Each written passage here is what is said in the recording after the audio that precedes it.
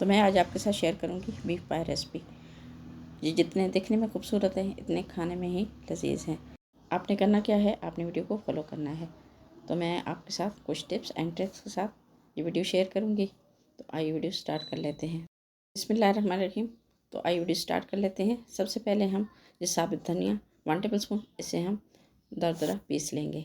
इसके बाद हम पोटली बना लेंगे। 1 टेबल स्पून हमने धनिया इसमें ऐड किया और 1 टेबल स्पून इसमें हम दरदरा मिर्च शामिल करेंगे। तो साथ ही साथ इसमें हम साबुत गरम मसाला ऐड करेंगे। पोटली हमारी रेडी हो चुकी है। अब पोटली रेडी हो चुकी है तो अब हमने करना क्या है, प्याज और टमाटर को हमने ग्राइंड कर लेना है। सिर्फ हम इसमें 1 अदद प्याज ऐड करेंगे और 2 टमाटर, ज़्यादा प्याज टमाटर हम इसमें ऐड नहीं करेंगे। तो अब हम कुकर में पानी शामिल कर लेते हैं। तकरीबन 2 जग हम इसमें पानी शामिल करेंगे। पानी जब गर्म हो जाए तो इसमें हम पाई ऐड कर लेंगे और पाई ऐड करने के बाद साथ ही साथ हम इसमें 1 टेबल स्पून नमक शामिल कर लेंगे और साथ ही साथ इसमें हम पोटली शामिल करेंगे, जो पोटली हमने पहले बना कर रखी थी। और साथ ही साथ इसमें हम टमाटर और प्याज का पेस्ट जो हमने बनाया वो भी हम इसमें शामिल करेंगे। तो हम तकरीबन इसे 2 से 3 घंटे के लिए कुक करने के लिए छोड़ देंगे। हमने बिल्कुल हल्की आंच पे इसे 2 से 3 घंटे के लिए कुक करने के लिए छोड़ दिया था।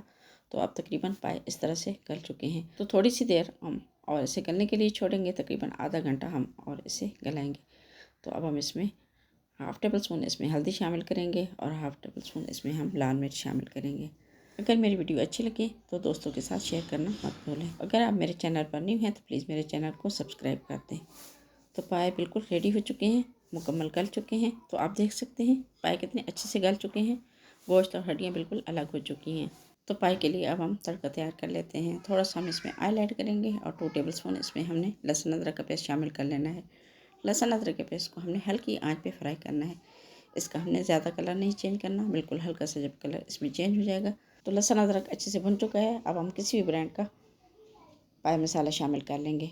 मसाला हम अच्छे से भूनेंगे। जब मसाले में से अच्छी से खुशबू आने लगे तो हम सालन में शामिल कर लेंगे। मेरी आज की वीडियो आपको कैसी लगी कमेंट सेक्शन में ज़रूर बताएं। मिलते हैं एक नेक्स्ट वीडियो में। दुआ में याद रखिए। तब तक के लिए अल्लाह हाफिज़।